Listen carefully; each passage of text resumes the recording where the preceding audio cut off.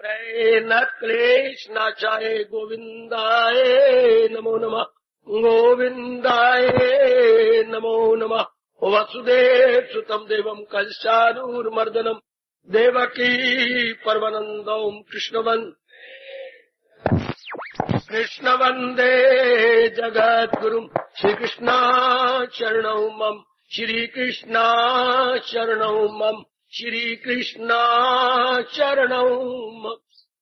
अहो भाग्यशालिनी कल्याणकामिनी मेरी देवियों, बड़भागी गीता के पैरोकार मेरे सज्जनों, धार्मिक भाइयों, आओ अपने मन को एकाग्र करो और ये पक्का निश्चय करो कि जो भगवान जी हमें तारने के लिए, हमारे कल्याण के लिए, हमारी भलाई के लिए इतने अच्छे प्रसंग चला रहे गए, हम इसका पूरा लाभ उठाएंगे। लाभ इस सूरत में कि इसे अपने दैनिक जीवन में ले आएंगे। धन का लाभ यही होता है कि उसे अपने जरूरी कामों में लाया जाए। ज्ञान का लाभ ये होता है उसे बुद्धि, मन और कर्मों में उतारा जाए, ताकि मन जो बाहरमुखी था वो अंतर्मुखी हो जाए। बस ये है सत्संग का लाभ, और विशेषकर श्री गीता जी महाशास्त्र का लाभ। बड़ी कुर्बानी करके आप यहाँ तशरीफ ला रहे हैं, बड़ी कुर्बानी करके। परमात्मा करे आप सबका आना अपनाने में सफल हो। आज मेरे भाई वो विराजमान है तो ठीक, नहीं तो मैं शुरू कर रहा हूँ। गृहस्थ आश्रम में रहते हुए वो पहले कई बार बता चुका हूँ, हम दोनों लोग कैसे बना सकते हैं, लोक परलोक हम कैसे बनाएं। वैसे तो हर रोज का प्रसंग यही है, पर प्रश्न करने वाले बिल्कुल न्यू कमर है। इसलिए परसों मैंने वादा किया था कि कल का प्रसंग संपूर्ण करने के पश्चात आज इस प्रसंग को लूंगा। लीजिए, गृहस्थ आश्रम में रहते हुए परलोक को बनाना, ये भी बन जाए और वो भी बन जाए। सारा गीता का उपदेश इसी आधार पर है। सब कई मूर्खों को जिन्हें बार बार जन्म मरण लेना गए, वो ये समझते हैं कि गीता केवल वैरागियों के लिए है, क्योंकि आमतौर पर प्रचारक मेरे जैसे होते हैं, आमतौर पर। इसलिए वो हमारे जैसे को देखकर यही समझती हैं कि घर बार छोड़ जाना, अलग रहना, किसी कोई कंसर्न नहीं रखना। हम क्या करें, भगवान प्रचारक ही ऐसी बनाती हैं जैसे प्रभु की इच्छा। इसलिए आप पर गलत प्रभाव पड़ता है, मिसअंडरस्टैंडिंग अनेकों की बढ़ जाती है। पर भगवान का उपदेश ऐसा नहीं। भगवान का उपदेश तो एक आधी पंक्ति में पूरा हो जाता है। कमल के न पत्ते पे ठहरे तरी, बिल्कुल कमल के फूल की तरह। गीता अगर केवल घर छोड़ियों के लिए हो तो फिर तो गीता बहुत ही लिमिटेड होगी। ऐसी गीता की तो फिर कदर करने वाले बहुत थोड़े रह जाएंगे। पर गीता तो आलमगीर शास्त्र है, सार्वभौमिक शास्त्र है। भगवान का उपदेश वो मूर्ख जरा अंदाजा लगाए, केवल जिन्होंने तर्क कर दिया उनके लिए होता है नहीं। पहले ये रखिए, गीता का उपदेश हर एक कल्याणकामी जीव के लिए गए।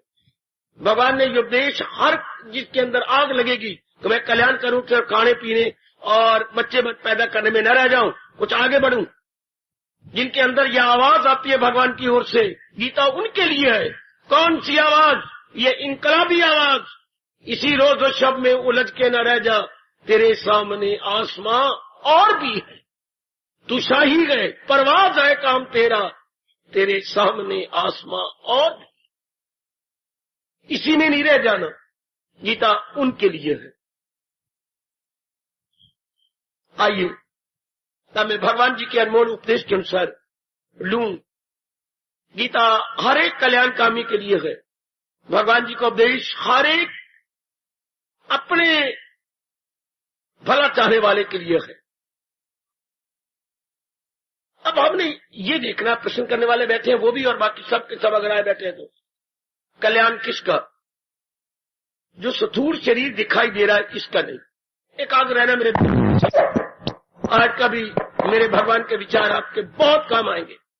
कल्याण किसका? ये तो सड़ जाएगा। ये जो दिखाई दे रहा है शरीर, ये नहीं रहेगा। पहले इतना समझती हुई गीता हर एक के लिए है। कहीं मेरी न्यू कमर्स को या और मेरे बच्चों को, स्टूडेंट्स को, कि गीता वैरागियों के लिए है, गीता त्यागियों के लिए है, कदापि कदापि नहीं। गीता हर कल्याणकामी जीव के लिए है। और अब जो प्रश्न होता है, हमने घर में रहकर अपने लोक परलोक बनाना है, किसने अपना कल्याण करना है? बड़ी गजब की बात मेरे प्रभु की। कल्याण किसका होना है? मेरी देवी। तन का जो सड़ जाएगा, ये सड़ा तत्व मिला, इसका तो कल्याण हो गया। आह वाह, इसको तो आप फूंक देंगे, इसका तो कल्याण हो गया। और ये तो अभी बाधा नहीं। स्थूल शरीर जो नजर आ रहा है, जिसको अंग्रेजी में आप बोलेंगे ग्रास बॉडी, हाँ उर्दू वाले बोलेंगे जिसमें कसीफ, जिसमें कसीफ, ये जो बार नजर आ रहा है, हाँ ये तो बेचारा हाजिर जवाब नौकर है। जैसा भी इसे काम कराओ, ये नहीं इनकार करता इसे सिनेमा ले चलो, अंदर से आज्ञा मिलनी चाहिए। ये नहीं इनकार किया कि भगवान की वाणी सुनो, ये नहीं इनकार करता कि इसे कहीं और जगह ले जाओ। नो, ये तो हाजिर जनाब है। हाजिर जनाब शरीर जैसा शायद ही कोई आपको दोस्त या पत्नी या पति या पुत्र या कोई रिश्ता मिला। सबसे उत्तम हाजिर जनाब हमारा शरीर है। जो भी करवाना चाहते हो, इससे कभी इनकार नहीं करना। यस, डिटो कर देना मेरे सजनों, मेरी देवियों। फिर कल्याण किसका होना है? ये तो भी इसका तो कोई दोष नहीं, जो मर्जी इससे करवा लो। कल्याण होना है जो अंदर हमारे विचार आते हैं, निर्णय होता है, अर्थात सूक्ष्म शरीर का। ना समझ आए, मुझे टोको, मुझे रोको, मुझे ब्रेकें लगाओ, क्योंकि मुझे अपने भगवान की वाणी आपको पूरी तरह समझानी है। पहले तो कोई ये सोचे एकांत में बैठ के कल्याण होना किसके है, किसने परलोक बनाना है? उस सूक्ष्म शरीर का, जिसको हम मन और बुद्धि बोलते हैं, जिसको हम इरादा और विचार कहते हैं। वो छाए की तरह गए। ध्यान देना, ना समझ आए मुझे जरूर टोको, आज जानबूझ के भी टोको को मैं जरा पंगा लेती हूं या पंगा जानबूझ के लूंगा, लो, चूंकि ये आप गृहस्थ आश्रम में रहने वालों के लिए बड़ा जरूरी विषय है। कल्याण किसका? अंदर वाले का, जो सड़ता नहीं, मरता नहीं। पर बाप जब तक कि ये पूरा ज्ञान न प्राप्त कर ले, जो मां के पेट से अंत समय निकल जाता है, मां के अपने शरीर को छोड़ जाता और मां के पेट में प्रवेश करता। रुको, इस बात जानबूझ के को हम नहीं मानते, इस बात को मैं समझाऊं आपको।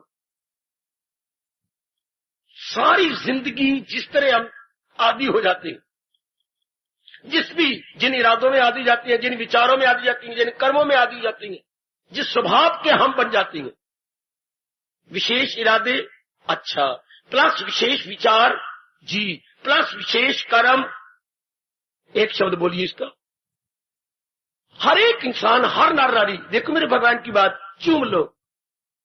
हमारे में क्या है? सारी जिंदगी क्या रहता है? विशेष इरादे प्लस विशेष विचार प्लस विशेष कर्म इज इक्वल टू एक शब्द। हर नर नारी के अंदर ये रहता है। जी, क्या फरमा रहे हैं? टेंडेंसी नहीं मेरे बेटे, और सोचो। सारी जिंदगी किसमें कटती है? विशेष इरादों में, बिल्कुल, विशेष विचारों में, बिल्कुल, विशेष कर्मों में। हाँ, इसका एक शब्द,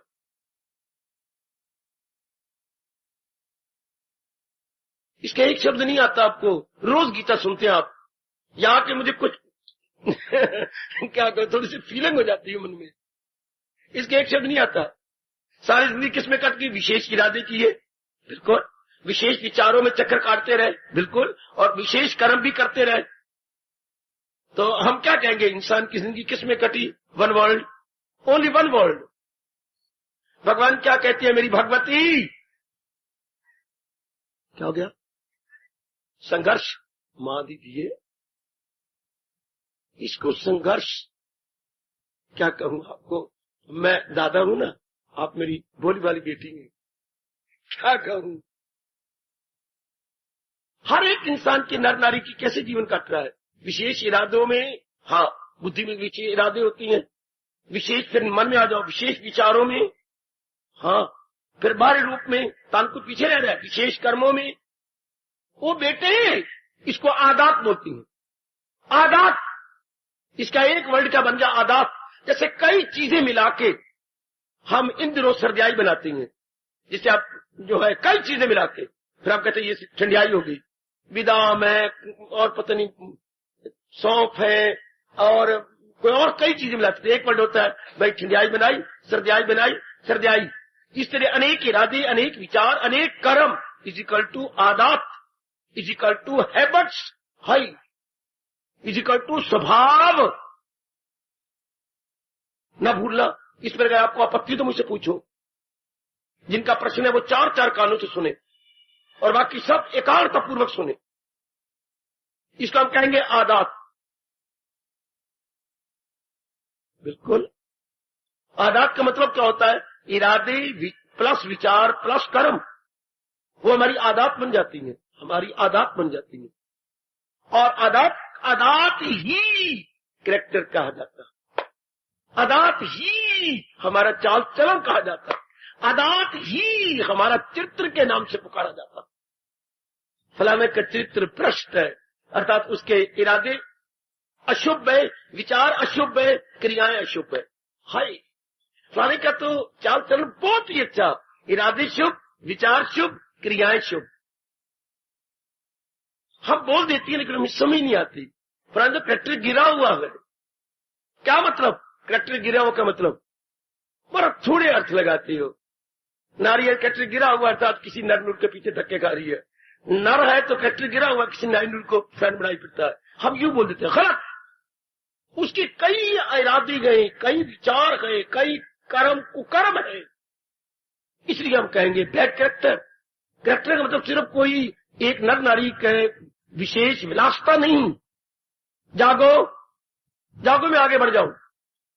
कैरेक्टर खराब का मतलब ये नहीं होता कि नर नारी का प्यार करती है और दे लव ईच अदर और कैरेक्टर बर्बाद हो गया, नहीं। उनके इरादे भी अशुभ है, उनके विचार भी, यह भगवान कृष्ण कह रहे हैं, उनके विचार भी अशुभ है और उनकी क्रियाएं भी अशुभ है। आहा, वो खुद काम है काम नाव में मस्त, वो जन्नत के ताले पे जन्नत परस्त, फंसे जिनके दिल ऐसे अफपाल में, गिरे ऐशो दौलत के जंजाल में, समाधि नहीं, दिल पे काबू नहीं, अकेले इरादी ही यक्ष। इनको कहते हैं बैड कैरेक्टर मैन। फलाने के बैड कैरेक्टर उसके। अब हमेशा समझना, क्या उसके इरादे अशुभ है, विचार अशुभ है, क्रियाएं अशुभ है। अब ऐसा जी सारी जिंदगी ऐसा रहा तो क्या होगा, क्या रहेगा? कई प्रकार के अरमान इकट्ठे हो जाएंगे। अभी अपने आप को देख लो, मैं उनका मस्तक चूमना चाहता हूं जिनके दिन बदन अरमान कम होते जा रहे हैं। मैं उनको अपनी हार्दिक आशीर्वाद देना चाहता हूं, जो दिन चढ़ता है उनके अरमान, ख्वाहिशें, तमन्नाएं कम होती जा रही हैं। वरना 99% नर नारी की तमन्नाएं बढ़ती जा रही है, कामनाएं बढ़ती जा रही है। शरीर तो बूढ़ा हो चला है भर्तृहरि जी के शब्दों में, लेकिन मन जवान होता जा रहा। देखिए उनके अनेक बड़े कमाल के शब्द हैं। शरीर दिन प्रतिदिन बूढ़ा होता जा रहा है और दूसरी तरफ मन यानी सूक्ष्म शरीर जवान होता जा रहा है। मैंने ये करना है, मैंने ये करना है, मैंने ये बनाना है, मैंने वो बनाना है।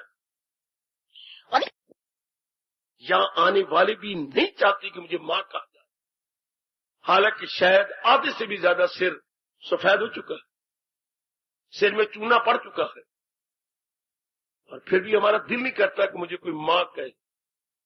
क्या ये किसने कहा मैं तेरी मां लगनी है? मन। देखिए mind is not prepared to ये सुनना कि मैं बूढ़ा हो गया, हालांकि तन बूढ़ा हो गया, चुड़ियां पड़ गई हैं चेहरों पर, बाल सफेद का मतलब पहला नोटिस काल का आ चुका है। Even then we are not prepared. कौन नहीं प्रिपेयर्ड? मन जवान है, तन बूढ़ा होता जा रहा है। अब मन जवान का मतलब उसकी वासनाएं, कामनाएं बढ़ रही हैं, वासनाएं, कामनाएं बढ़ रही हैं। सुन मेरी बेटी, मैं निराले ढंग से जवाब दे रहा हूं। उसकी वासनाएं, कामनाएं बढ़ती जा रही हैं, तन घटता जा रहा। ऐसे जीवों का क्या होगा? आयु घटती जा रही, हाँ, वासना कामनाएं बढ़ती जा रही, तो प्रकृति का नियम है ये इस पर आप जुर्रत करो तो इतराज करो, क्या शरीर तो आयु तो बढ़ नहीं सकती, इस पर किसी को आपत्ति तो पूछ लो मुझसे। आयु एक सेकंड या मिनट भी नहीं बढ़ सकती। जो हम लिखवा के लाए गए अपनी कामनाओं के अनुसार आयु उतनी रहती है। किसी को ये गलती हो, किसी की आयु घट गई, किसी को आयु बढ़ गई, आपकी मूर्खता है, गलती है, नादानी है, ब्लंडर नहीं। आप फिर सोचो इस बात के ऊपर। पहले बनी प्रारब्ध, पाछे बना शरीर। यह आपके आत्म चोटी के संत शिरोमणि गोसाई तुलसीदास जी का फरमान है। आहा, आपके भगवान भी ये कहती हैं, क्या एक तन में दाखिल एक से जुदा, साथ अपने ले जाए मन और प्रारब्ध अपनी बना के ले गया। अगर ये बात आपकी समझ आ जाए, बहुत बातें आपकी समझ में आ जाए। बड़े प्रश्न आपके धार्मिक भगवान की वाणी मेरी माताओं, मेरी बेटियों को, बुजुर्गों और मेरे भाइयों को, कल्याणकामी सारे नेक जीवों को समझ आ जाएगी। इंसान का सिर्फ बाहर का शरीर मरता है। अंदर वाला जो अभी विचार करके आया सत्संग सुनने, अंदर वाला जो घर में बैठा बातें चीतें कर रहा था, कौन कर रहा था? अंदर वाला मन, सूक्ष्म शरीर। पत्नी के पास बैठा हुआ था, कुछ मेहमान आया बैठा था, या कोई कारोबार की बात कर रहा था, या कोई भविष्य के बारे में सोच रहा था। कौन? अंदर वाला। कौन? विचारों का पुतला। कौन? मन अर्थात सूक्ष्म शरीर। हाँ, अब सूक्ष्म शरीर बेचारा क्या करे, ऊपर से आज्ञा होती है। सूक्ष्म मन कुछ नहीं काम कर सकता जब तक इरादा न हो। मैं समझा चुका हूं। हमारे इरादा के अधीन हमारा मन, और हमारे मन के विचारों के अधीन हमारा तन। अब इरादा के अधीन ये हमारा सारा कुछ है। हाँ, इसलिए भगवान कृष्ण कहती हैं, जिसने अपना कल्याण करना है, आप सब अपने इरादे को शुभ बनाओ। गृहस्थ आश्रम में रहते हुए हमारा प्रलोक कैसे बने? अपने इरादे को शुभ बनाओ, जो कि इंसान की जिंदगी की बुनियाद। कभी ना भूलना, कभी ना भूलना। आपके कृष्ण, आपके इष्टदेव जी, आपके भारत के भगवान क्या करेंगे? क्या क्या आपकी जिंदगी, अगर जिंदगी को हम कहें कि एक इमारत है, आपकी जीवन की इमारत की बुनियाद आपका इरादा है भाई। The foundation stone of our life is our determination, is our decision. हमारे जीवन की बुनियाद, हमारे जीवन की इमारत की बुनियाद क्या है? आधारशिला क्या है? हमारा इरादा। इंसान ने क्या इरादा किया, सारी जिंदगी वैसे बन जानी। ये इमारत कैसे बनेगी? जिसने सिर्फ ग्राउंड फ्लोर बनाना है, इतनी बुनियाद नहीं गहरे खोदेगा। जिसने उसके ऊपर एक मंजिल बनानी है, बुनियाद और गहरी। जिसने 2 मंजिला बनाया, बुनियाद और गहरी। जिसने 3 मंजिला बुनियाद और गहरी और पक्का उसमें मिसाला लगाया जाता कि हमने 4 मंजिला बनानी है।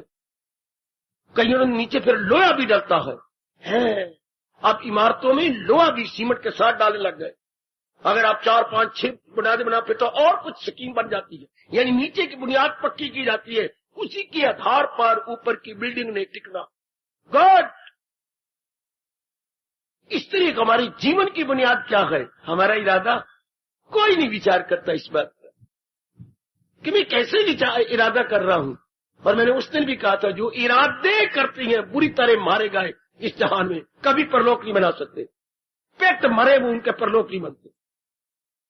तो आपका प्रश्न है कि हमारा लोक भी बन जाए, परलोक में, हाउ इज इट पॉसिबल? तो भगवान कहती हैं, एक ही इरादा बनाओ। कौन सा? पहला तो ये भगवान आपसे प्रश्न करती हैं, आपने गृहस्थी क्यों की? आप गृहस्थ आश्रम में किस कारण से आई? एक ही जवाब है हम सबका। जीवन के 4 दिन जो भगवान से मांगे हैं, या भगवान को नहीं मानते तो प्रकृति से मांगे हैं, हाँ, आराम से काटने के लिए।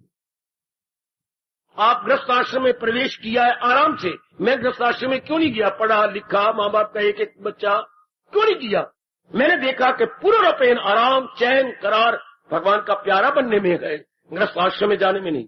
आपका ही बुझ था कि गृहस्थी बन के मैं जिंदगी के 4 दिन आराम। हम एक ही प्लेटफॉर्म पर एक ही भाव लेके खड़े गए। मेरे अंदर के रोशन मन ने बताया, जमीर ने बताया नहीं। जैसे पिताजी का जीवन देखा, दादाजी का जीवन देखा, और इधर चाचा जी का बहुत गंदा जीवन देखा, बड़ी बहनों का जीवन देखा, वर्स्ट पॉसिबल, गंदा, सब कुछ घर में होते हुए फिर भी बेचैनी है, बेकरारी गए, आपस में शिकवे हैं, गिले गए।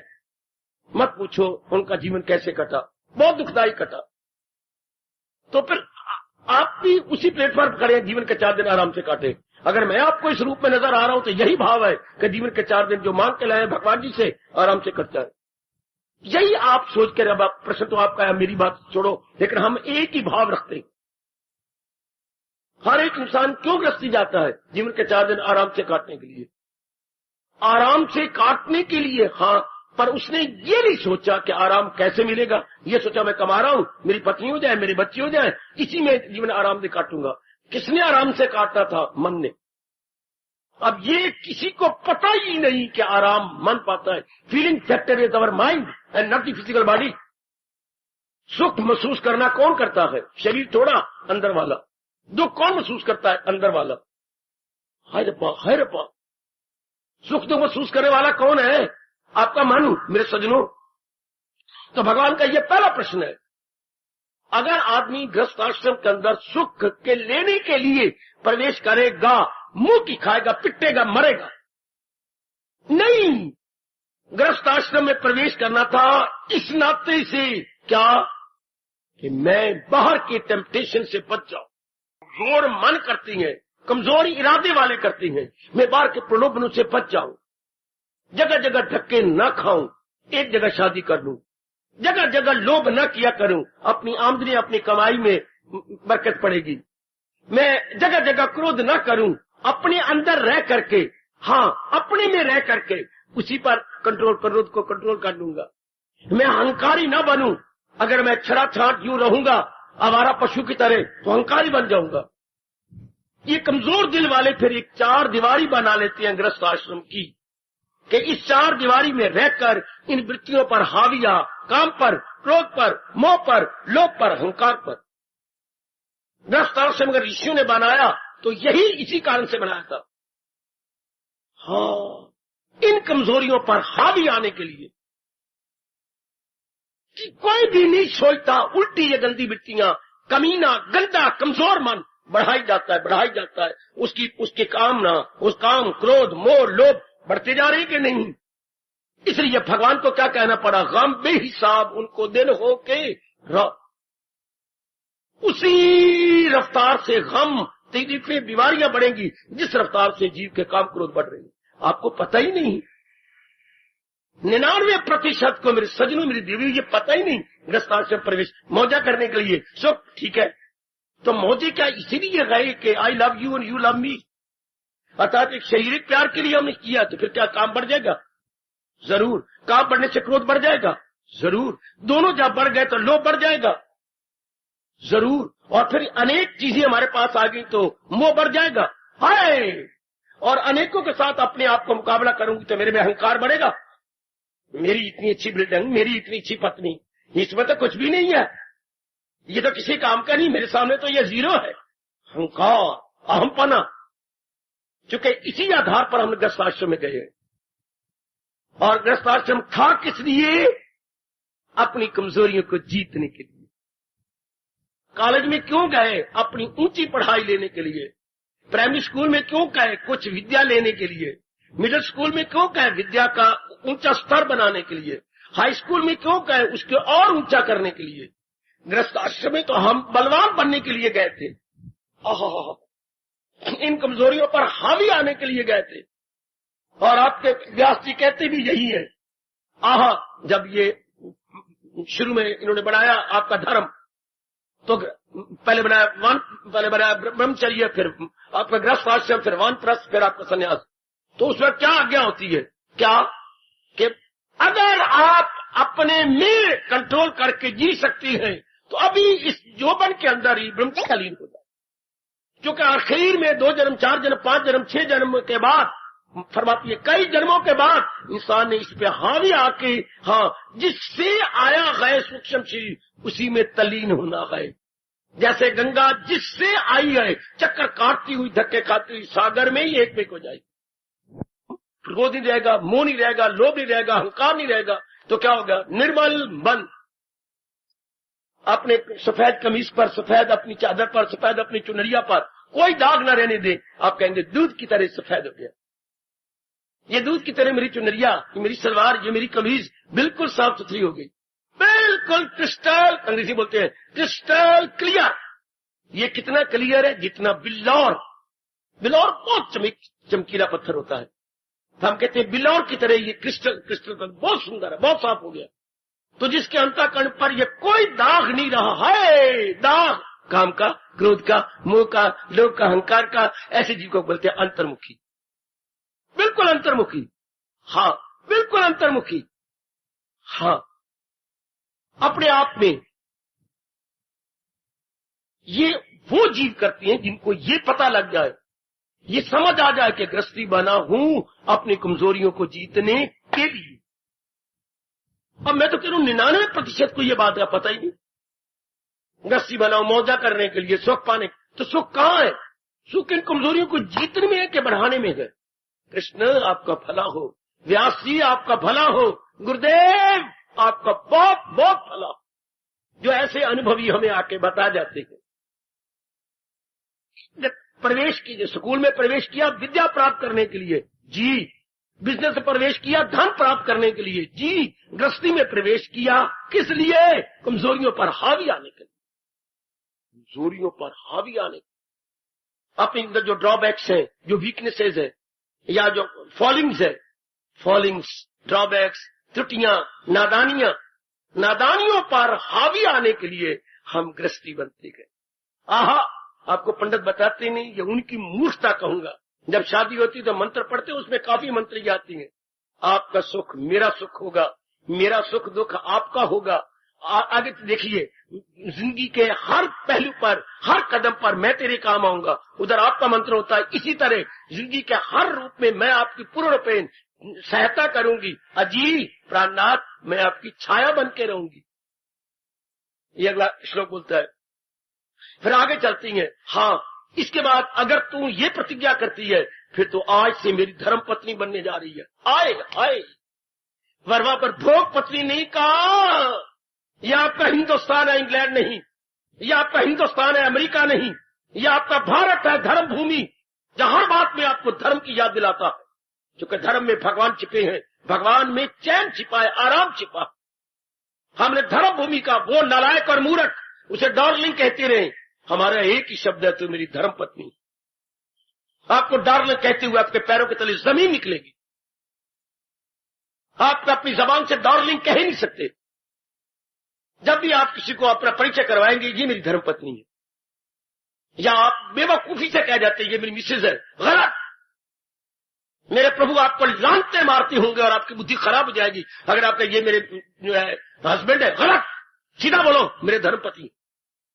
मैं सच्चाई से कह रहा हूं, जिस भगवान ने आपको हिंदुस्तान में पैदा किया उसने बेवकूफी नहीं की जो इंग्लिश के शब्द बोल जाती है। मिसेज वो होती है जो मादा प्रस्त है, जो बारमुखी है, जो पति के अंगों में उलझी पड़ी है, उनको तो मिसेज या मिस्टर या मिस कहती है, गलत।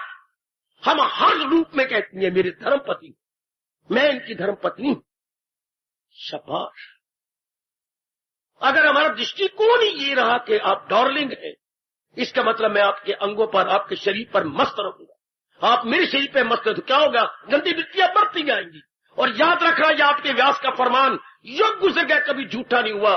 क्या जितना भोगी, बोलो मैं आगे क्या बोलूं, उतना रोगी है दुनिया में किसी की जुर्रत जो हमारे देश के अनुभवियों के इस सिद्धांत को काट सके। जितना भोगी वो मेरी देवी, उतना रोगी।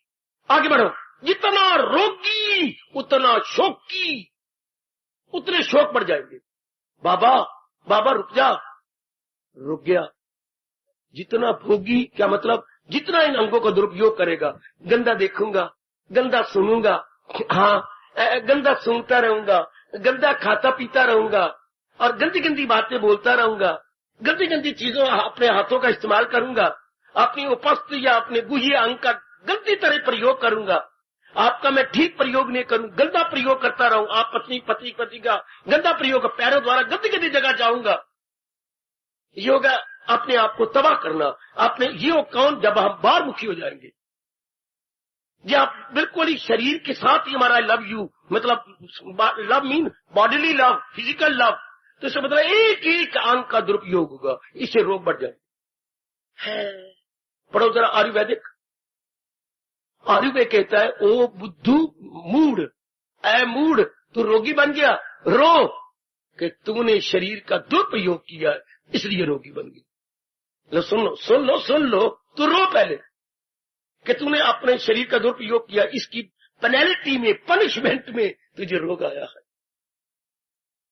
तो वैद्य के पास जाने की बजाय अपना आगा पीछा देख, मेरे पर बड़ा प्रभाव पड़ा, बड़ा प्रभाव। वैद्य के पास, डॉक्टर के पास, फिजिशियन के पास जाने से पूर्व मैं अपना आगा पीछा देखूं कि मैंने इन अंगों का दुरुपयोग किया है, तब भी मेरे मालिक ने पनिशमेंट के रूप में, दंड के रूप में मुझे रोग भेजा। तो मैं देखूं तो रोग का निवारण क्या है, सबसे बड़ा इलाज क्या है, मैं अपने अंगों को शुभ बना। और सुनो भारत में जन्म लेने वालों, नेक जीवो, वो भारत की नारियों, सुनो जरा अपने भगवान की बात। में आया इसलिए सुनाने हूं, मुझे इसलिए भेजा गया है कि चंद एक नेक जीवों को मैं ये रॉस की बातें बताया हूं। रोग हमें बता रहा है कि मैंने अपने शरीर का दुरुपयोग किया है, उसी कारण से मुझे रोग आया है। तो मैं अपने क्या करूं, अपने इरादे को पवित्र बनाऊं। हाय रब्बा नहीं पता, मैं नहीं पता। हम फौरन डॉक्टर के पास जाती हैं और वही फटाफट हमारे नब्ज देख, ये टूटियां लगा, ये लगा, और कोई आपको दे देगा। इससे क्या होगा, वो रोग दब जाएगा, रोग जाएगा नहीं, वो रोग दब जाएगा, नई शक्ल रोग की आ जाएगी। रोग दबती गए, रोग की जड़ें नहीं कटती। या इसको बात को काटना चाहती तो मैं आप बीच के बीच जब तक इंसान अपने पवित्र अंगों का पवित्र प्रयोग नहीं करता, तब तक किसी न किसी रूप में रोग as a penalty, as a punishment will appear, बेटे प्रकट होंगी। हाँ, कितनी सच्चाई। रोग, और अगर हम इरादा पवित्र कर लें, रोग आया कि मेरे भगवान ने नोटिस भेजा है, be pure, otherwise another disease is ready. मैं पवित्र हो जाऊं, इरादा पवित्र करूं, पर ऐसा कोई सोचता ही नहीं, ऐसा कोई विचार नहीं करता। वही हमारे को कर्म है, वही हमारा बैड कैरेक्टर है, हमारा चित्र भ्रष्ट है। फिर रोग नए बढ़ते तो क्या कहा गया, ज्यादा भोगी, जितना भोगी उतना रोगी, जितना रोगी उतना शोकी। शोक भी नाना प्रकार की शक्लें बनाएंगे, रोग नाना प्रकार की, शोक घर में बढ़ता रहेगा, कभी पत्नी बीमार, कभी पति बीमार, कभी पुत्र बीमार, कभी धी बीमार। हाँ, ये बीमारी रहेंगी और मैं डॉक्टरों के धक्के खाती रहूंगी, एक एक अंग पे टीके लगा के अपने शरीर को छलनी कर लूंगी, अपने शरीर का बुरा हाल कर लूंगी। कभी गोलियां खा, कभी टेबलेट ले, कभी आपके कोई और चीजें ले, कभी टीके लगवा, जिस तरह मर्जी करिए। कभी अपने एक्सरे हो रहे हैं, कभी कोई पेशाब टेस्ट हो रहा है। वो मेरा रब्बा, हाई को एक बहुत बड़ा लंबा खाता छिड़ जाता। हाई, एक रोग को डायग्नोज करने के लिए एक बड़ी लंबी कहानी छिड़ जाती है। क्या सोनी माईवाल की तरह है, ये सोनी माईवाल की कहानी छिड़ गई। ये टेस्ट कराओ जी, वो टेस्ट कराओ जी, फलाना टेस्ट कराओ जी, स्टूल टेस्ट कराओ जी, पेशाब टेस्ट कराओ जी, फलाना एक्सरे लो जी, फलाना फेफड़े दिखाओ जी, फलाना ब्लड प्रेशर हाई है लो। वो मेरे रब्बा एक कहानी, खासकर भगवान आपको पीछा ही न ले जाए, एक लंबी कहानी छिड़ गई। ये करो, वो करो, ये बनाओ, वो बनाओ, इधर जाओ, इधर जाओ, इधर जाओ, इधर जाओ। बीमारी का इलाज तो होगा, कितने दिन हो गए जी, 1.5 महीने हो गया सिर्फ खोज करते हुए आपकी बीमारी क्या, कितना लंबा, it becomes a long process. और इधर हमारे महापुरुष क्या कह गए, बीमारी का कारण क्या, तेरे अपने ही बुरे इरादे, बुरे विचार, बुरे कर्म। रुको, अगर काटना चाहते तो काटो, मैं बिल्कुल आपके प्रश्न के नजदीक आ गया हूं। बीमारी का कारण, बेचैनी का कारण, बेकरारी का कारण, घर में हलचल का कारण, नरक का कारण, आत्महत्या का कारण, नाना प्रकार के प्रश्न करो। इसका एक कारण क्या है, अपनी बुद्धि, मन और तन जो भगवान से मांग के लाए हैं, इनका मिसयूज, इनकी मिसयूटिलाइजेशन, इनका दुरुपयोग, इनका दुरुपयोग की शक्ल बदली है कि मेरे पे रोग आ गए। वाह, ये चेतावनी आई है अपने आप को सुधार ले, अपना रिफॉर्म कर ले। हाँ, इसलिए तो मैं कहता हूं गीता आपका शास्त्रों में महाशास्त्र है, शास्त्रों में महाशास्त्र जो आपको बता रहा है, बार बार बता रहा है, बार बार। भगवान कृष्ण की सिवाय ये कौन कहेगा? जो मैंने इतनी बात कही, अगर मैं कहूं कि भगवान ने कहां कही तो क्या आप हैरान हो जाएंगे। मैं बताता हूं आपको, ये गीता जी में प्रसंग कहां आया है। देखिएगा दूसरे अध्याय में, इतना चोटी का महाशास्त्र है। कोई समझने वाला हो, कोई समझाने वाला, समझने वाला हो और समझाने वाला। तो देखो, भगवान के सिवा कोई कह सकता है? ब्रह्मा जी भी आ कह सकते हैं, अगर कह सकते हैं तो उनको अपने नारायण की कसम नीचे आके जुर्रत करके कहे, या अगर शंकर जी कह सकते हैं आ जाए, या विष्णु जी कह सकते हैं तो मैं भगवान जी का प्यारा हूं आ जाए। ये नारायण के सिवा कोई कह भी नहीं सकता था। है वेदों में लिखे हुए 3 गुण, तो बाला हो इनसे न रख इनकी धुन, रख इस दात का और न हासिल का गम। तो मैं कैसे मैं जिंदगी गुजारूं? मैं आत्मा में सदाकत पे जब।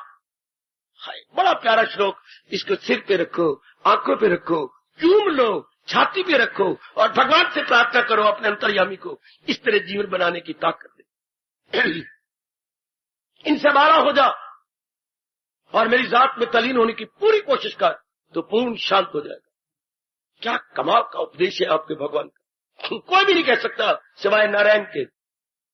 वैसे घर में माँ कुछ नहीं कह सकती, पिता भाई पिताजी कुछ कह दी तो और बात है, पिता शायद माँ को ही मुक्का मार सकती है, बाकी नहीं। इससे नारायण कह सकती हैं, खुद वेद बनाए और खुद आपको कह रही है वेदों से ऊपर उठ, इन 3 गुणों से उठ। तमोगुण से रजोगुण में आ, रजोगुण सतोगुण में आ, सतोगुण से उठ करके मेरी जात में तलीन का कल्याण कर जा, वरना इसी में रह गया तो गम बेहिसाब दिन हो के रात। हम तो गृहस्थी में आए थे सुख पाने के लिए, ए मेरी माताओं मेरी बेटियों, और ये क्या कर लिया? ये तो दुख ही दुख बढ़ते गए। क्यों? गृहस्थी में आए थे सुख पाने के लिए। हाँ, तो सुख कैसे मिलना था? तू भी कमाएगी तो मैं भी कमाऊंगा। हाँ, मेरे बच्चे हो जाएंगे, उनको खिलाएंगे पिलाएंगे बड़ा बनाएंगे, इससे सुख मिलेगा। दृष्टिकोण कितना गलत। मैं रुका हुआ हूं, कितना दृष्टिकोण गलत। तेरी मेरी शादी हो जाएगी, हम दोनों कमाएंगे, you and me both are earning hand, वह हम बड़ी खुशी से, इस तरह खुशी से काटेंगे। क्या this is the way so for the happiness के सन? नो, भगवान आप पर नाराज होती है। भगवान कहते हैं वो खुद काम गए कामनाओं में मस्त, वो कामनाओं के पुतले दुखी होते रहेंगे। ये तरीका नहीं था। हम दोनों इसलिए मिल रहे हैं कि हमारे में आंतरिक मन में कमजोरियां, मिलजुल करके उन कमजोरियों को हम जीतेंगे, न कि कमजोरियों को बढ़ाएं। दृष्टिकोण कितना गलत, दृष्टिकोण कितना अशुद्ध अपवित्र।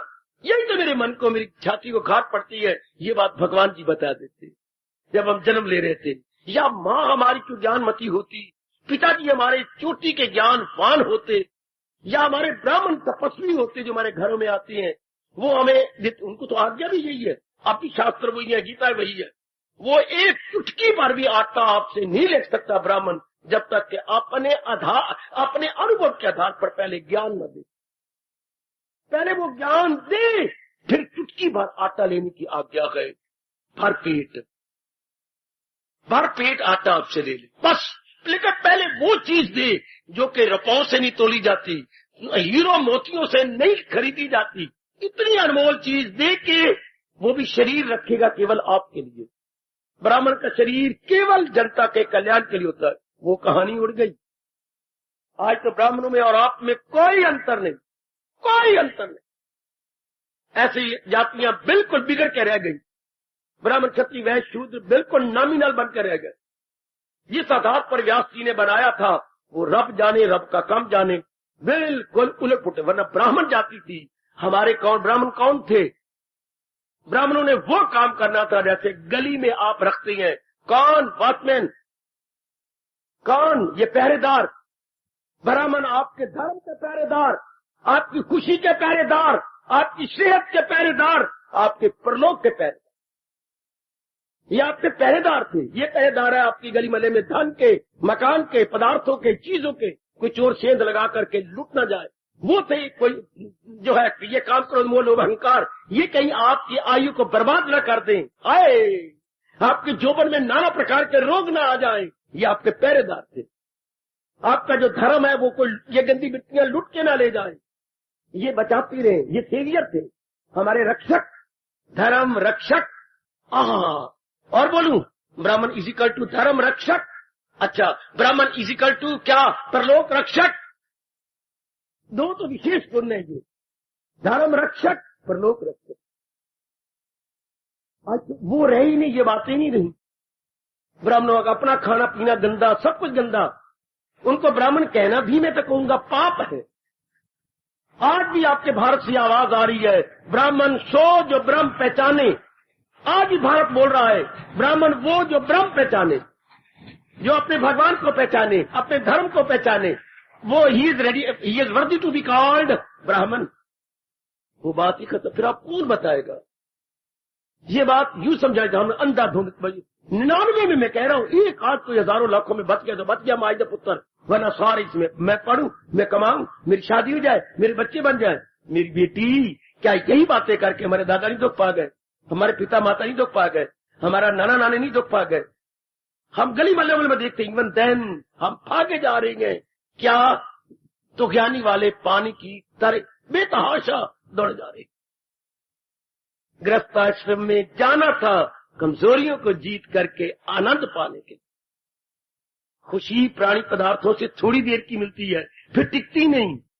खुशी प्राणी पदार्थों थोड़ी देर की मिलती है, टिकती नहीं। अच्छा, और आनंद, आनंद भगवान से मिलता है जो परमानेंट साबित होता है। बेटे परमानेंट फ्रेंड कोई 2 साल का, कोई 3 साल का, कोई 4 साल का, और अगर लाइफ फ्रेंड बनाना हो तो कमली शादी कर।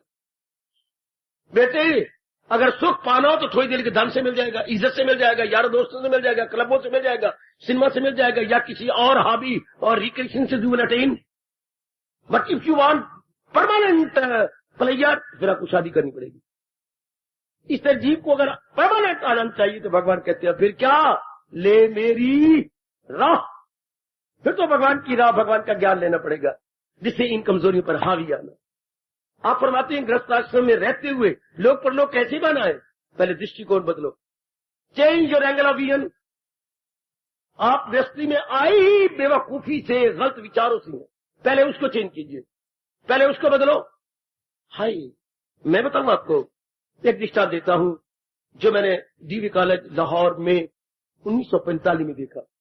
वहां की लेबोरेटरी में आग लग गई है। शायद रोशनलाल जी बैठे हैं, दिखाई दे रही है, जो वहां के वर्कर थे। बड़ी हाहाकार मच गई। ये 95 की बात सुना रहा हूं। तो कई फायर ब्रिगेड प्राइवेट उनके नजदीक ही थे, आ गए, घेर लिया सारे कॉलेज को, और बड़ा शोरगुल मच गया। लेबोरेटरी में थी आग, और आग बढ़ती जा रही है। हाय, शाबाश उन बच्चों को। वो आए अपने फायर ब्रिगेड वाले, कहां लगी आग? लेबोरेटरी। किस जगह है? वो उन्हें अपने बचाव जो किसी के किए होते, बाहर की आग पर पानी जोर का मारते, तुम सारे भाग जाओ। आवाज आई जोर, सब निकल के स्टूडेंट इधर गिर के भाग करके ऊपर अपने होस्टों, पांचवी होस्टों तो ऊपर 3री 4थी मंजिल पर खड़े हो गए। बड़ा दर्द से भरा हुआ नजारा। और वो कहां? फिर पूछते हैं उससे चौकीदार से, कहां? अगली लेबोरेटरी में। आग निकलते, अरे अपनी जान को हथेली पे रख के आग तो बाहर बुझाते गए। भाग के 2 आदमी अंदर जाने में कामयाब हो गए। क्या किया? आग जहां से लगी है वहीं जाके बुझा दी। स्टूडेंट ने बड़ा उनको इनाम दिया, बड़े लाखों करोड़ की जायदाद डीवी कॉलेज की बच गई। 1945 यस, बहुत इनाम, सारे ने बहुत सब बच गया। थोड़ा सा नुकसान हुआ। आगे आग कहां लगी है? अंदर। तो हमने करना क्या था गृहस्थ आश्रम में? कमजोरी कहां है? अंदर। उल्टा हम आग भड़काते चले। फायर ब्रिगेड सियानी के जहां आग लगती है वहां जाते हैं, बाहर की आग बुझा के भागेंगे। आग है कहां? 30 कोठे में, हम वहीं जाते हैं। चाहे कोई मर गए भी, इसके मर जाती है, सड़ जाती है, लेकिन उनका काम ही यही है, एवर रेडी, उनको बुझानी है। इसलिए इंसान की कमजोरी कहां है? अंदर। तो गृहस्थ आश्रम क्या है? Fire, just like fire brigade, बुझाने के लिए, न कि भड़काने के लिए। जरा मैं रुकता हूं। गृहस्थ आश्रम बुझाने के लिए था, न कि भड़काने के लिए। और आज मेरे बच्चों को, मेरी देवियों को पता ही नहीं कि हम गृहस्थी क्यों बनते हैं। हम गृहस्थी बने क्यों? अपनी कमजोरियों पर ओवर पावर आने के लिए। ये पता कोई नहीं, और कमजोरियां दिन ब दिन बढ़ाई जा रही है। देख लो, घर घर दुखी, घर घर उदास, बीमारियां बढ़ती जा रही हैं, रोग बढ़ते जा रही हैं। मेरी बच्चियां आत्महत्या करती जा रही हैं। आप पर रोग बहुत ज्यादा है, नारियों के रोग ज्यादा, नर के रोग कम। ज्यादा बढ़ती जा रही, ज्यादा बढ़ती जा रही है। और जो आप ढीली होती जा रही है, तो आप अपनी आफत खुद बुला रही है। आपका शरीर, आपके अंग भगवान ने और तरह बनाए हैं, इनके सख्त है। आप जो ढीली होती जा रही, ऐसी गंदी बीमारियां लगती जाएंगी। और आखिर में भगवान की सजा क्या है? कोढ़ है। इन लॉन्ग रन क्या होता है? शरीर कोड़ी हो जाता है। इसका इलाज कोई नहीं। ये कब? जब असलियत की पहचान न हो, तब। समझने के कारण से, मैंने क्यों जन्म लिया, इस असलियत को न समझने के कारण से, इसी को बोलती हैं प्रकृति को न समझना, अपने को न समझना is equal to ignorance, is equal to पर्दाए जहालत, इज इक्वल टू अविद्या, अज्ञानता। मेरे रब्बा, मेरे रब्बा, जो इस प्रकृति को न समझी, प्रकृति क्या है और मैंने जन्म क्यों लिया? बस मेरे माँ बाप दोनों ने प्यार किया और मैं जन्म गया। गलत। मैं किसी विशेष काम के लिए पैदा हुआ, मेरा कोई विशेष कारण है। हाँ, दुनिया में कोई भी चीज व्यर्थ रब ने नहीं बनाई, उसके बैकग्राउंड में कोई ना कोई बात है। ये हमें कोई पहले समझाए ना, कोई बताए ना। क्यों लड़का क्यों बन गई? अगर यूं जो बकवास की जाती है, लड़के पढ़े लिखे बकवास करती हैं, two opposite sex meet and generation is there.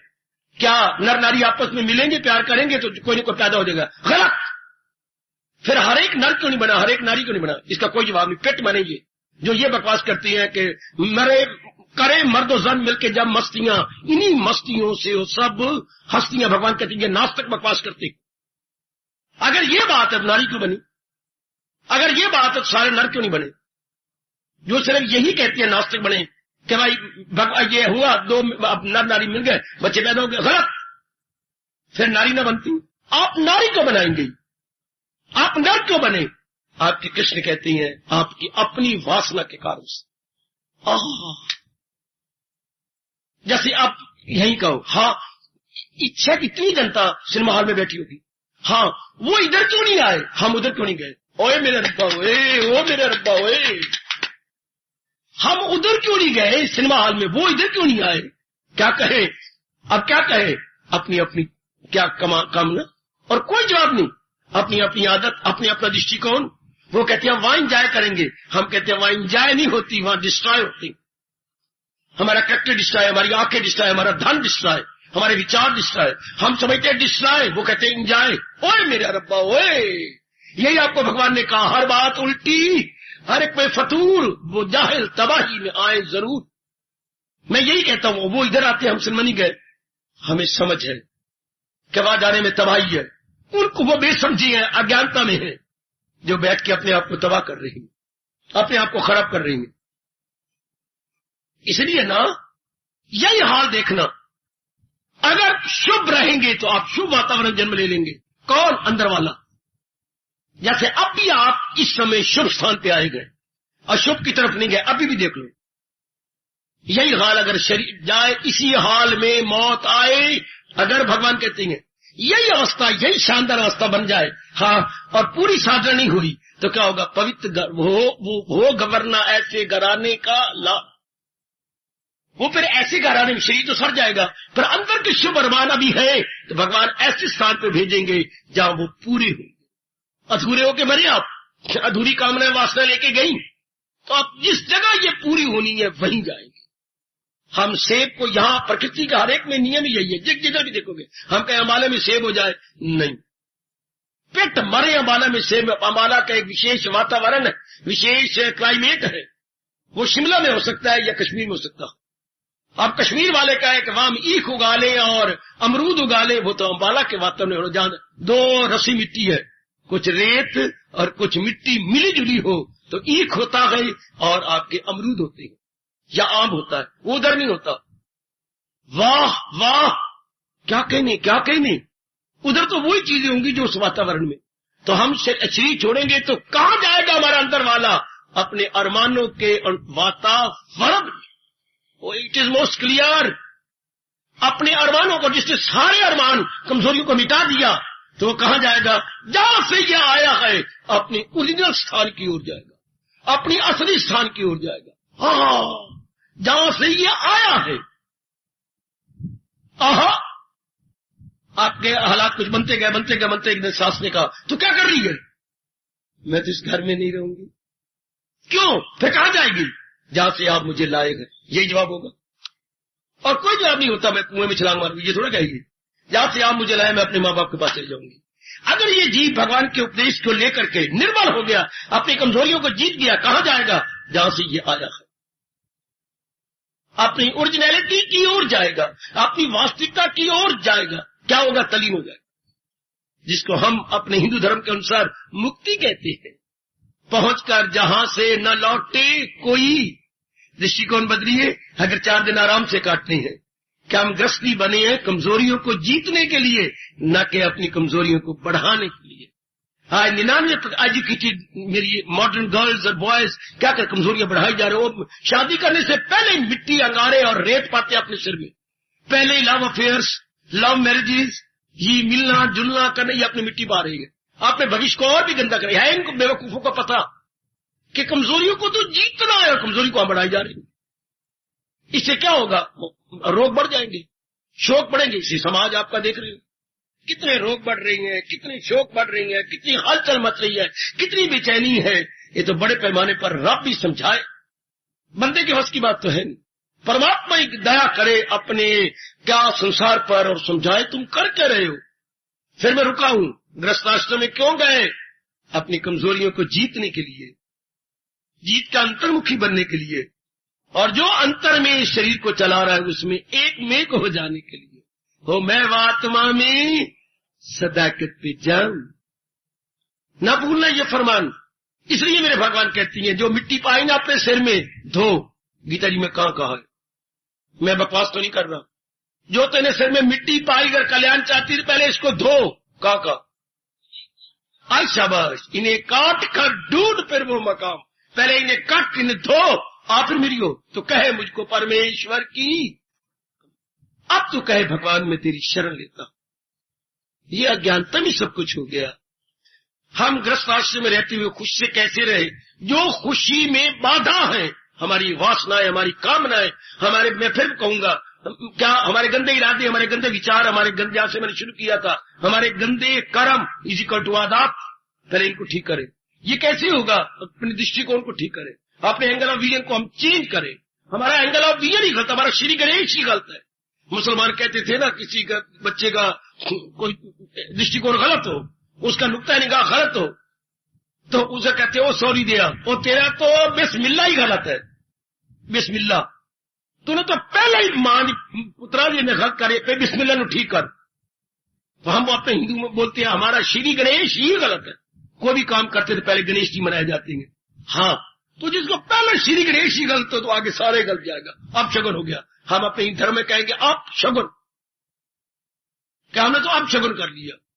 पहले पता ही कोई नहीं, मैं गृहस्थी क्यों बना, पता ही कोई नहीं। अरे तेनी शादी क्यों की? मिट्टी पाने के लिए, अंगारे पाने के लिए सिर में। ये किसने बताया? ये ब्राह्मण बताते हुए, मैंने अभी बताया श्लोकों में। ये ब्राह्मण कहिए करते जो श्लोक पढ़ के आपका शादी करती है। क्यों किया? कमजोरियों को हावी आने के लिए, ताकि दिन ब दिन मेरा काम घटेगा, मेरा क्रोध घटेगा, मेरा मोह घटेगा, इससे मेरा मन अंतर्मुखी होगा। तब हम क्या बनेंगी? तब आप क्या बनेंगे? धर्म पत्नी, वो धर्म पति। आप ऐसे ही पासा पलटा है। आप भोग पत्नी, वो भोगपति। और जहां भोग वहां रोग, नहीं भूलना, जहां रोग वहां शोक। अच्छा बाबा, फिर जहां शोक, बोल बाबा बोल, बोल बाबा बोल। जहां भोग वहां रोग, बता रहा हूं व्यासी। जहां भोग वहां रोग जहां शोक वहां योग। फिर आदमी दुख पा पा के योगी बन जाता। आपके कृष्ण कहते इसके सिवा कोई लाभ नहीं। जितना शोकी उतना योगी। जितना जलील होगी मेरी बेटी, बर्बाद होगी, जितना खराब होगी, उसके बाद क्या करेगी? चलो आता बच्चा काले कितने जन्म, 2 जन्म 4 जन्म, आखिर में क्या होगा? भगवान का प्यारा बन जाओगे। और कोई चारा ही नहीं। शौकी को न योगी बनना ही है। भट्टरेजी को देखो, आपने जिस किसी को भी देखो, आपने गोसाई तुलसीदास महाराज जी को देखो, पहले भोगी, शौकी, फिर बाद में योगी। आप किसी को देखो, बिल्वा मंगल को देखो, ओए होए होए होए, वाह वाह। आपने पिंगला वेश्या को देखो, जो है सारे सिटी की प्रोस्टिट्यूट, आखिर में चोटी की योगन, और एक बार भगवान के तख्त को भी हिला मारा। हम जिधर भी नजर मारती हैं, क्या कमाल कर गई, क्या गजब ला दिया। भर्तृहरि की घरवाली जिसने मिट्टी पाई और वो बाद में कितनी चोटी की योगन बन गई।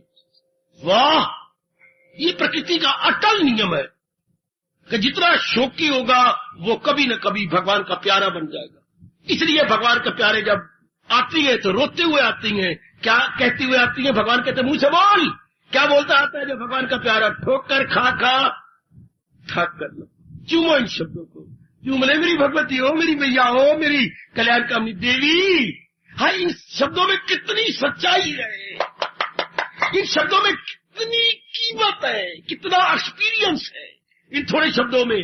ठोकर खा खा ठाक कर लब्बा, ठोकर खा खा ठाक कर लब्बा। ये प्रकृति का नियम है कि इंसान सुरखरू होता है। इंसान ठोकरें खाने के बाद रंग लाती है वो मेहंदी पत्थर पे पिस जाने के बाद। जितना मेहंदी को घिसाओगे रंग ज्यादा चढ़ेगा, जितना इंसान ठोकरें खाएगा आखिर में परमात्मा का प्यारा बनेगा।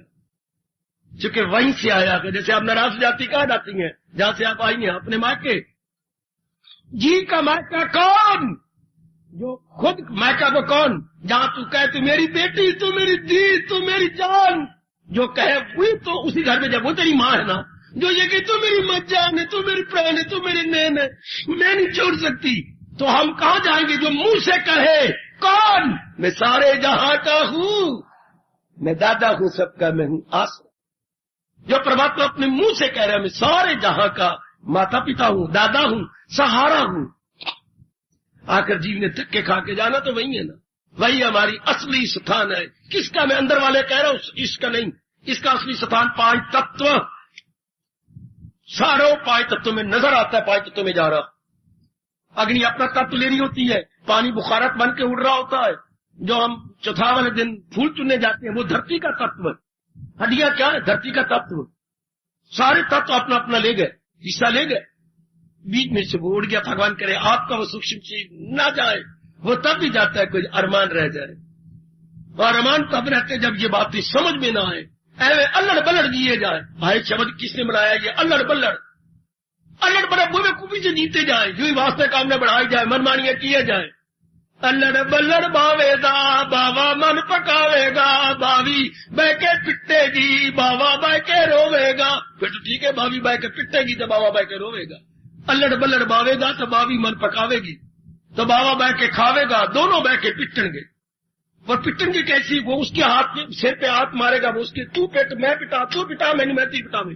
क्यों? अल्लड़ बल्लड़, काम बढ़ा लिया, क्रोध बढ़ा लिया, मुंह बढ़ा लिया, लोभ बढ़ा लिया। ये अल्लड़ बल्लड़ जीवन जो दिन ब दिन जा रहे। No doubt they are educated, लेकिन being educated they know little कि मेरा कल्याण किसमें है? इन चोरों को घटाने में। चोर कौन होते हैं? जो हमारी कमाई को लूटे। चोर कौन होते हैं? जो हमारे जोबन को लूटे। एक चोर बाहर की है, ये चोर हमारे अंदर के जो जोबन को लूट रहे हैं, जो थोड़ी बहुत ही खुशी है वो भी लूट रही है, हमारी सेहत को लूट रही है। आए रब्बा, इसलिए इनको आंतरिक शत्रु कहा गया। आहा, इसलिए अर्जुन का एक संबोधन क्या है? क्या क्या क्या क्या? अदूसोज अर्जुन खड़ा हो खड़ा। अर्जुन को कहा गया क्या? अरिसुदन को तू अरि दुश्मनों को मारने वाला। भगवान के ज्ञान से हम अंदर को जीतती जा रही गए। आपका यहाँ आने का ठोस लाभ भी मेरी मैया, मेरी बेटी, मेरे बुजुर्ग, मेरे भाई तब है अगर अंदर की वृत्तियां कम होती है। To be very sincere and clear, यहाँ आने का लाभ भी सबसे ज्यादा क्या? अंदर की वृत्तियां कम होती जाए। काम कम, क्रोध कम, मोह कम, लोभ कम, अहंकार कम। इससे क्या होगा? मन निर्मल एंड सूक्ष्म। संसार के संकल्प विकल्प कम, राग द्वेष कम। इसके बाद भगवान ने स्पष्ट कह दिया संसार के संकल्प बंद तो मैं तेरे साथ। ये हमारी वृत्ति फिर तलीन होगी भगवान में। अपने दृष्टिकोण को ठीक करो जैसे आप कर रही हैं। हम गृहस्थी बने हैं अपनी कमजोरियों को जीतने के लिए, शाबाश, अपने को हावी आने के लिए। कृष्ण का फरमान मैं आपको भूल नहीं दूंगा, जब तक एक भी श्वास इस शरीर में चल रहा है मैं नहीं भूल नहीं दूंगा भगवान का फरमान। क्या? वो खुद को उभारे, वो खुद को उठाए, कि इंसान खुद अपना ही गमख्वार है, वो अपना ही बदखाओ गद्दार है, करे नफ्स को अपने ज़ेरे नगी, तो खुद अपना गमख्वार गए बेलिया की। मगर जिसको काबू नहीं नफ्स पर, वो दुश्मन है अपने लिए सर बसर। श्री भगवानुवाच। कभी ना भूलना, ये आपके इष्ट देव, आपके परम हितैषी परम पिता का फरमान कि जो मन की कमजोरियों को बढ़ाई जा रहा है वो दुश्मन है अपने लिए सर बसर। जो इन्हें घटा रहा है क्या?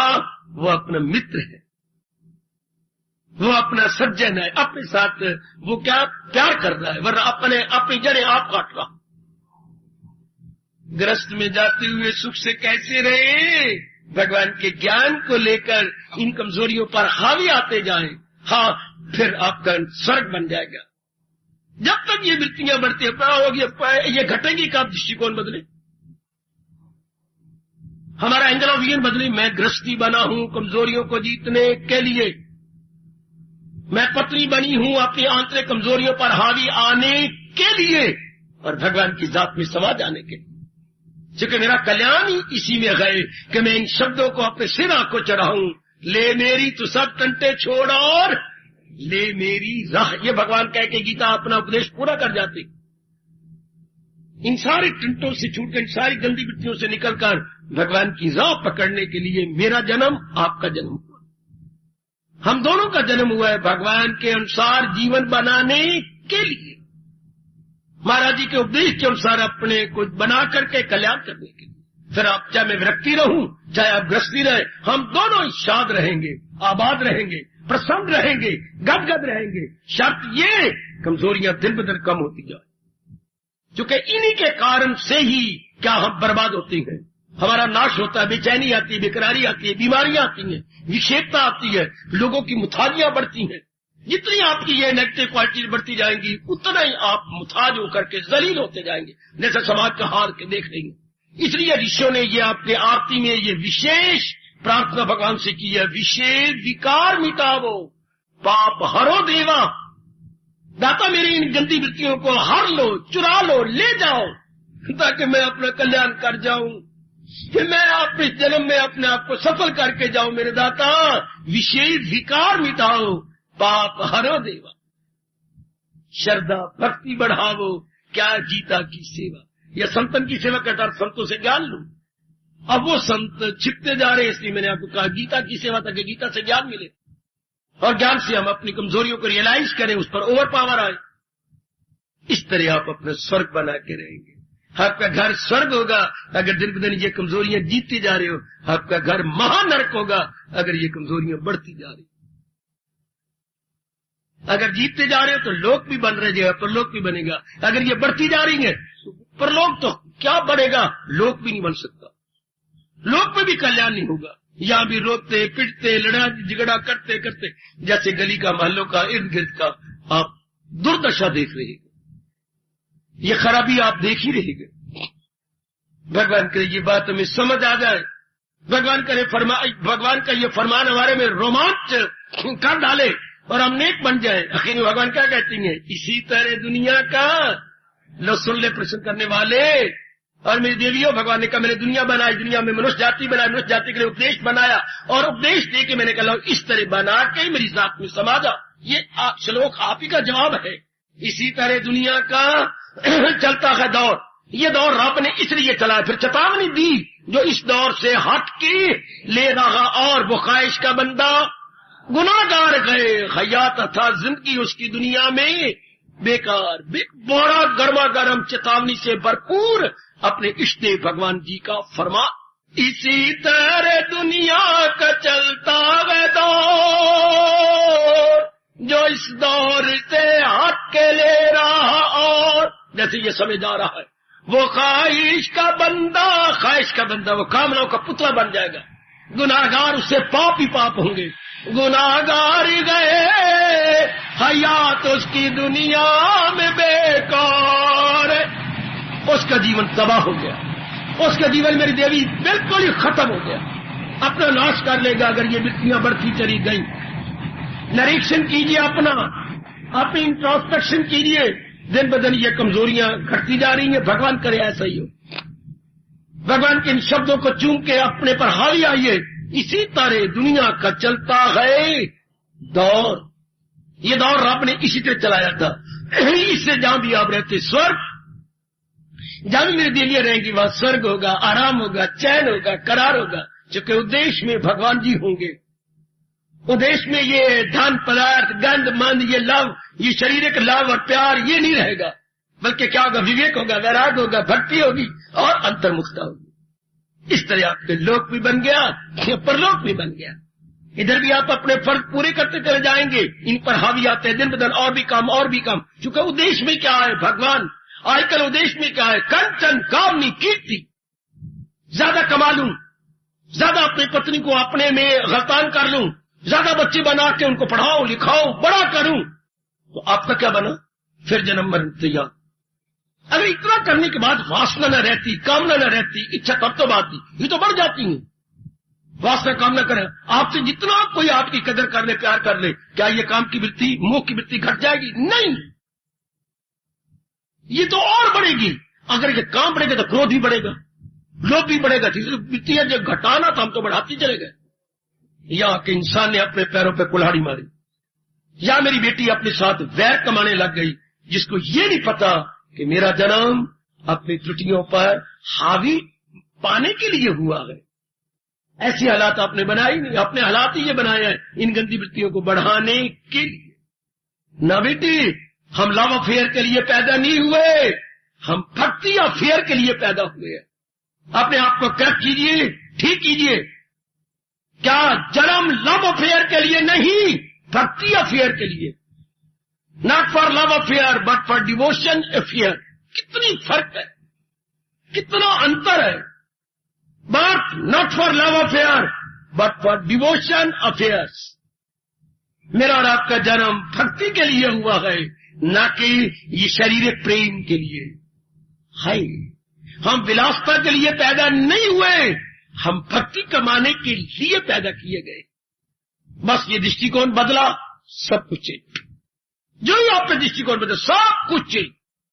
आप कार पे जा रहे हो, हाँ, अगले पहिए ने आप मोड़े तो बीच में सवारी है जो आपका बैठा परिवार और आपकी कार सारी की सारी वही चली गई।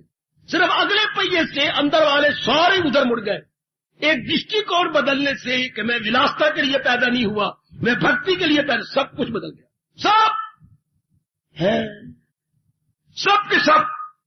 अब तो विवेक बढ़ेगा, वैराग बढ़ेगा, प्रेम बढ़ेगा, भक्ति बढ़ेगी।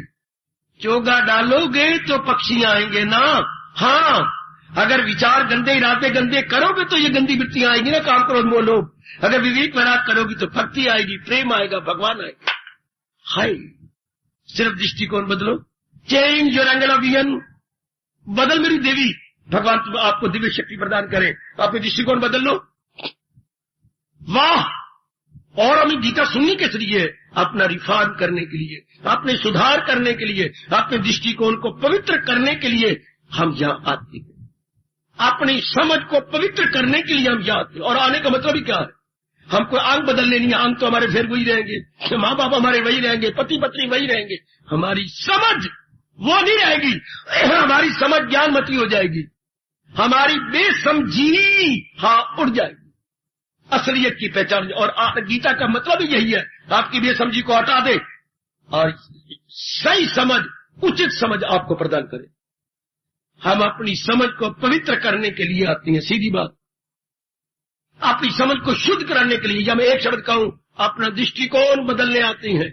हम विलासता के लिए नहीं पैदा हुए, हम भक्ति के लिए। अपना दृष्टिकोण बदल गया है, मेरा दृष्टिकोण बदल गया। सिर्फ इतनी सी बात समझ आए कि मैं विलासता की पुतली बनने के लिए नहीं पैदा हुई, मैं अपना जन्म सफल करने के लिए पैदा हुई। And all others will be changed automatically. सब इतना, जैसे मैंने कहा कार के अगली पहिए जरा बदलते जाए, सारा ढांचा बदल जाएगा और उसमें बैठे हुए भी चले जाएंगे। पहले आप जा रहे थे इधर कहीं,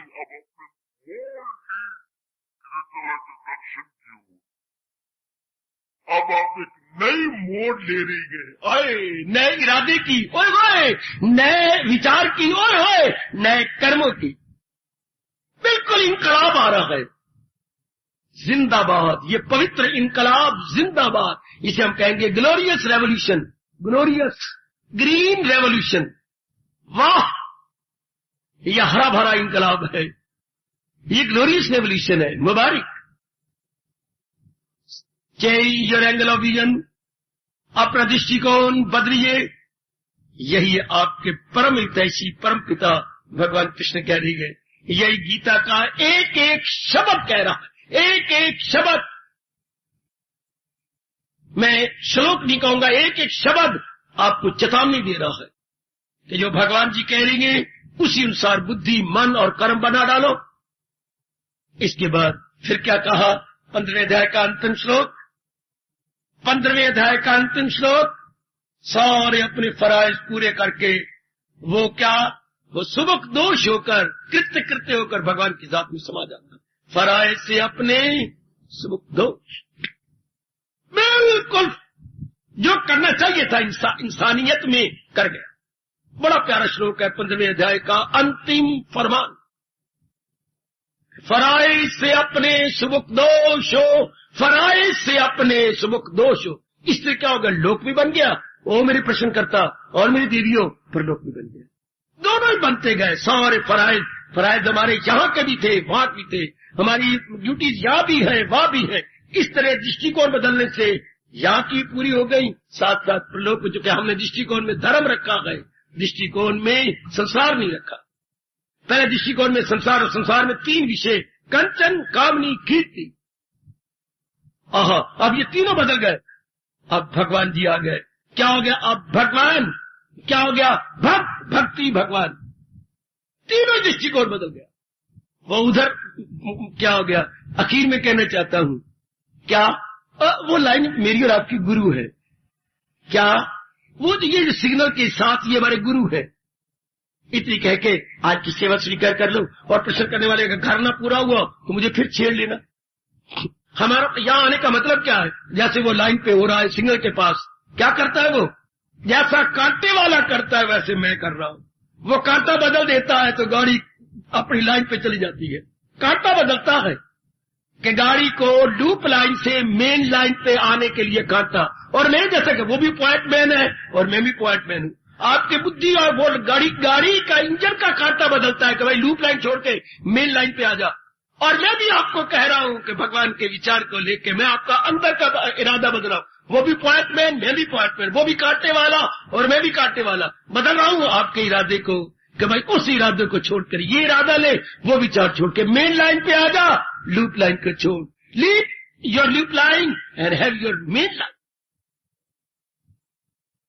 यही एक भगवान का प्यारा कर जाता है, आपका कांटा बदल जाता है। एक कांटा बदल दिए, गाड़ी कहीं की कहीं जाती है। हवा पर देखे ना, वो लाइन ए यूं मिल जाती है तो गाड़ी इधर आती है बिल्कुल इधर मुड़ जाएगी जहां उसने कांटा बदला है। अब हम कहां जा रही गए? जहां आपकी समझ बदल दी गई, आपका मन और आपका तन उधर ही जा रहा है। बिल्कुल मैं वही कर्तव्य कर रहा हूं जैसे पॉइंटमैन करता है। कांटा बदल गया और हमारी जीवन की गाड़ी उधर ही चल पड़ी। किधर? भगवान की ओर, टुवर्ड्स डिविनिटी, टुवर्ड्स गॉडलीनेस। क्या? परमात्मा की ओर हमारी जीवन की गाड़ी चल पड़ी। मुबारक, मुबारक, अगणित बार मुबारक। हार्दिक धन्यवाद, हार्दिक आशीर्वाद।